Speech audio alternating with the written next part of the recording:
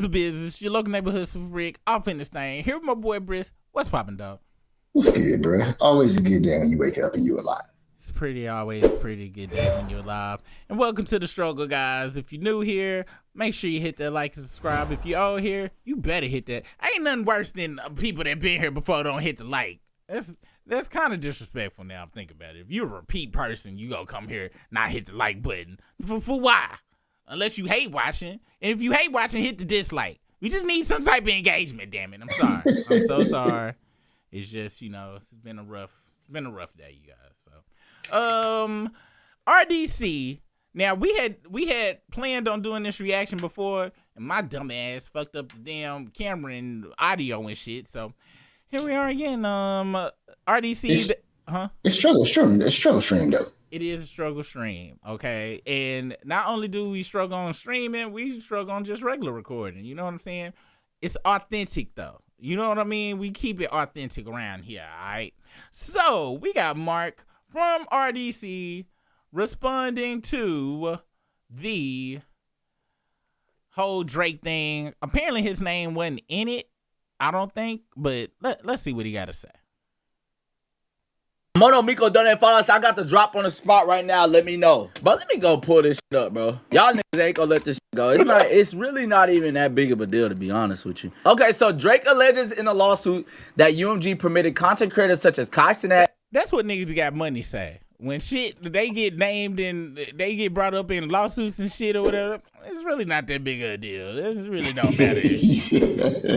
That's how you know you got some bread. Yeah, and some pool. If me and you was in it, that bitch ass nigga Drake done put us in this motherfucking paperwork, that whole ass, we pumping that shit up and get paid maximum. This nigga already bred it up. He know this might bring him down. He's like, it's not a big deal, you guys, but we're gonna check it out. Let's see. I'm curious. Let's take a look.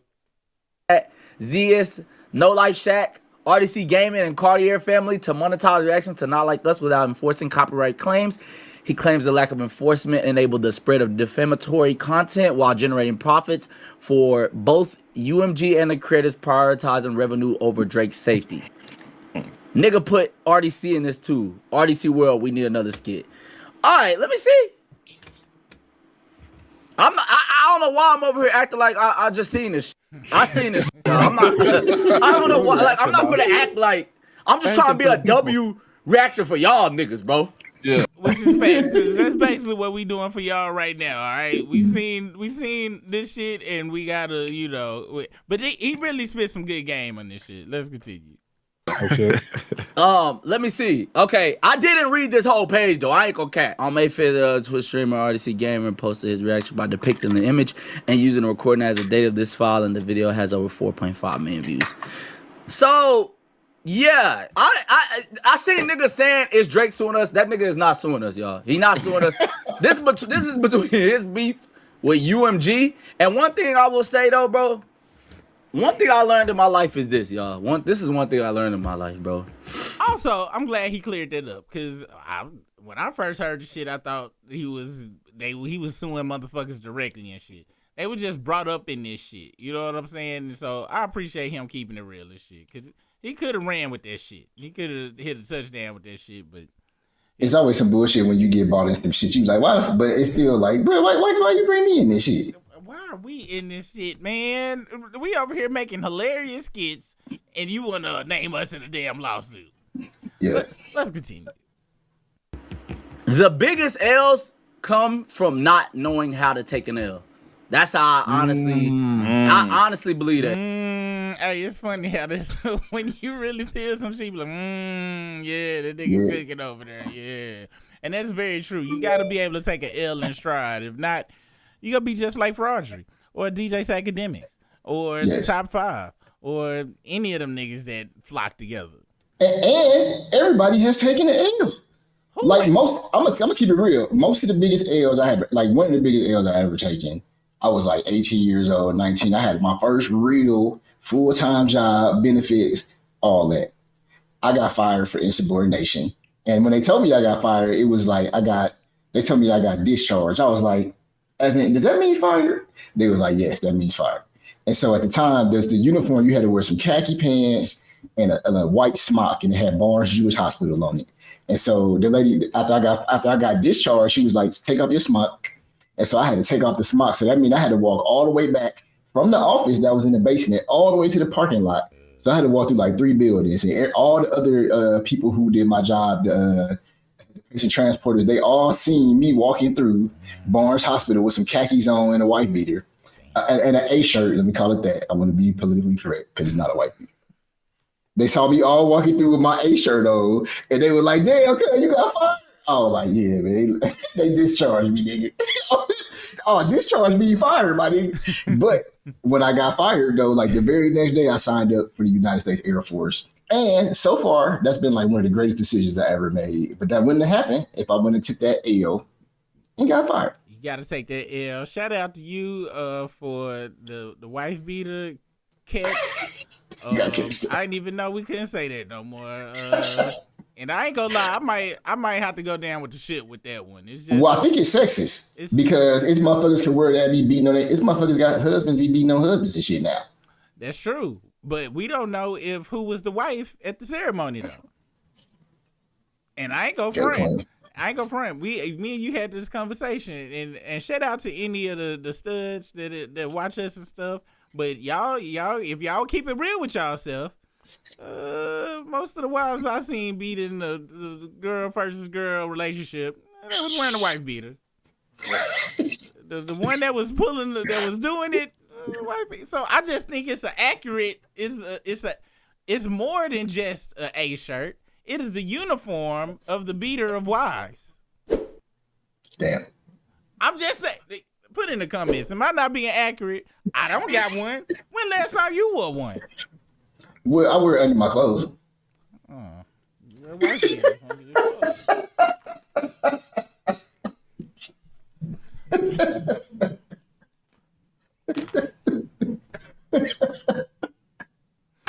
That's a running joke, you guys. The Brits don't do shit. It was just too good of an opportunity to pass. Yeah. Oh, and me, y'all just watch the show. I talk about plethora of my L's. I done took so many L's in life and shit. I don't even know. I ain't even got no story for right now. Just look at the show and you'll see. My life sound like this. La la la la la la la la la. Let's continue. That shit. Like some niggas just gotta take an L and move on. Everybody take L's. Everybody. Every single person on this earth takes L's. So we need to just learn how to take them. But I ain't gonna lie, us in the black community, me included, when you get an L, bro, it's just like, man, hell no. Everybody, like, you just get mad, like, fuck, no, hell no, I ain't lose. But like, the further you go with not accepting an L, the more L's. Who did he just act like? Everybody. DJ Sacademics. Hell no. Y'all can't call me a weirdo. But yeah, we do. I ain't gonna front. That initial, like, that got me fucked up, man. Fuck this shit. Yeah, I definitely have to take the first 5 minutes of my L. I gotta be by myself. Because I gotta get my scruples back. Hey, I'm gonna be honest. I'm pretty good at premeditating my L's. I can spot an L for me at least a year away. Whatever reason I continue on the L track, I don't know why. I just stay on the L train though to see if I'm right or not. And I haven't been wrong yet. Every pre-predicted L, whether it was a breakup or anything, I done let everybody know, like, yeah, this shit ain't gonna last. Why don't you leave? I don't know.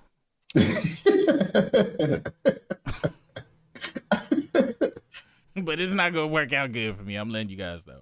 Let's continue. You will obtain. You're literally building the L's up, and you're making your first L even bigger. That's all I gotta say about that. Cause that's a fact. I've seen that my whole fucking life, nigga. I grew up with niggas, and when niggas can't take a L, don't nothing good happen. This is why when niggas can't take a L, niggas usually end up in jail. It never fails. This and that all rhyme, which made it dope. Wow. But this is another story, quick story. This had to be like 1999, 2000 area in St. Louis, Missouri. Actually, Yeah, that was St. Louis. And we was at White Castle. People used to go to White Castle and kick it after the club and shit. And so I remember it was this one dude. He got hands and feet put on him. It's a very serious matter. He actually got jumped though, and they beat him up. So they stomped him so bad that he actually ended up on the other side of the gated fence. So they stomped him under the gated fence, and he rolled because you know how shit can be loose at the bottom. And that one that be having the little barbs and shit, like the chain link ones. Oh shit. Yep. So they stomped him under that shit. He rolled under. Motherfucker got up with a gun and shot motherfuckers through the fence. I'm gonna be honest. That is, I mean, there really ain't no other outcome I could have seen. But he could take the L. He couldn't. And that was an unfair L. Granted, like if he would have had his business in order, that is a legal reason to be able to do that to somebody. Yeah. I'm not sure he had his business in order. That's true. That's one of the ones where it's like it's a hard because he probably for people usually when people put hands and feet on you in such a manner, you 100% deserve it. Like 100%. Like Sometimes, usually yeah, ain't time. really doing it. You know what I'm saying? I'm gonna say 85%. 85%. I would say 95. I give you 95. If somebody go out their way to do all that, you did something. But at the same time, people who done did something that bad, you gotta be prepared to know that they not gonna be good L takers if they did whatever they did. That mean they ain't going at the end of the day. Because usually they probably did some shit that was very unscrupulous on the front end. So you gotta prepare for an unscrupulous response to justice. Like you tried to provide justice, and I was like, oh no, I don't play by them rules, buddy. Everybody gotta go now. Everybody. So, and that was an L. That was an L on everybody's parts though. You know what I'm saying? Like that was just L burgers. Do you know what happened to the dude? His story? Nah, I ran. I don't know. I was like looking at it, it was like it's time to go. And time to bounce. You know, yeah, I don't know. And it wasn't no Facebook or nothing back then. I look up that shit to see what happened. Yeah. These days, niggas, everybody would have, even the niggas with the niggas who was stumping them would have been recording it, and him getting up would have recorded him busting back at him. Right. And your ass would have been running recording. Everybody would have had a 360-degree matrix camera angle of the whole damn shit. I'm so glad niggas was not raised during that damn time, nigga. Me too, nigga, because it's some very terrible things that have happened in my life that I would not have wanted recorded. At all.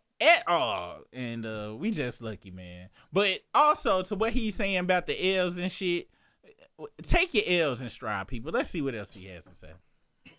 Clubs, niggas start boxing, nigga lose. Nah, for real. You see how we've all seen that.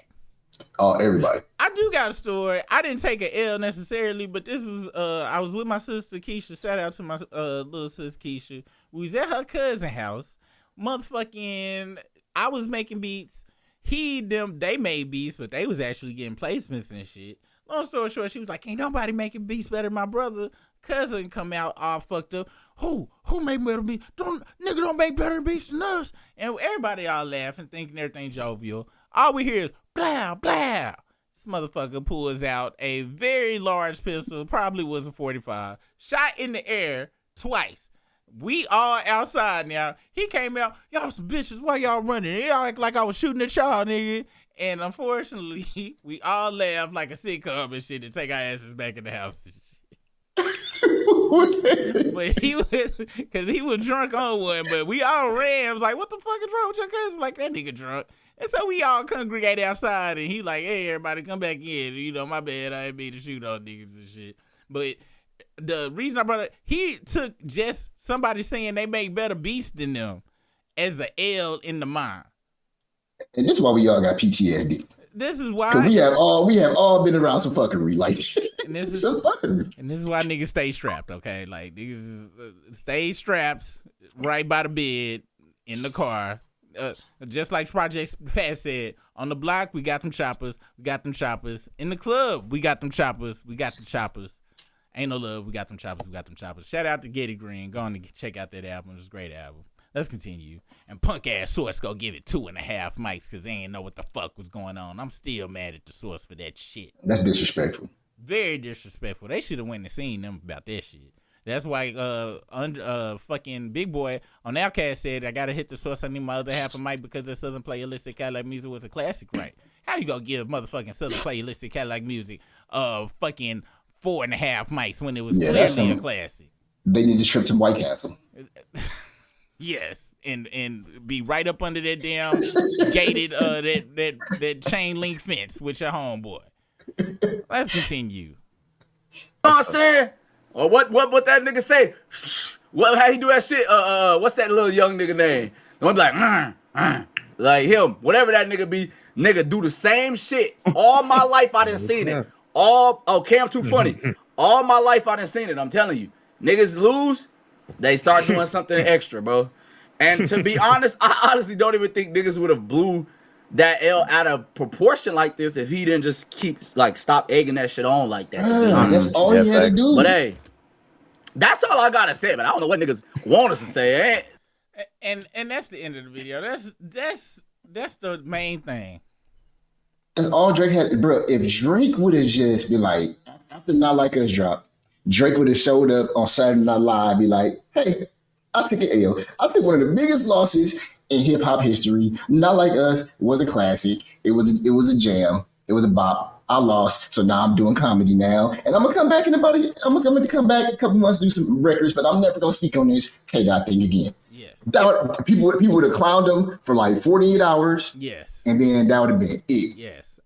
I would have still hated his guts, but I wouldn't have would I would still want him not to be on this earth? Of course. However, I wouldn't have no platform where other people was able to voice. You know what I mean? You know, I've been alone by myself with this thought process for many, many, many years. Nobody agreed with me on my. I was a hater. I was just a unsubstantiated hater, even though I came with hella points, hella evidence. I was like, look, can you look at him? I don't know. That shit German. And if he had just shut the fuck up, like you said, matter of fact, he could have even came with this. He's like, not only am I the #1 selling Billboard artist, but I'm the #1 losing rapper. Everybody was joking shit. Niggas, all the podcast niggas were like, hey man, hey, he took his lick and kept on going, man. You can't even do nothing but respect that shit. And the shit would have been maybe a week, maybe 2 weeks or some shit. And it would have been cool. But no, this nigga couldn't take a L, and now his reputation is in hell. And hopefully he end up in jail. And people from the culture understand this. They understand that the best way to take an L is to admit the L and then move forward. And this is something I want to say, okay? When you get an L in life, all right, don't run from the L. What you do is you take that L and any other L that you got, learn a lesson from the L. Because the L is for a lesson. And you put them together, and it'll turn into a win if you can take that lesson. All right? Wu-Tang. Let us know what you feel about this. Leave your comments, thoughts below. And we'll see you guys on the flip side.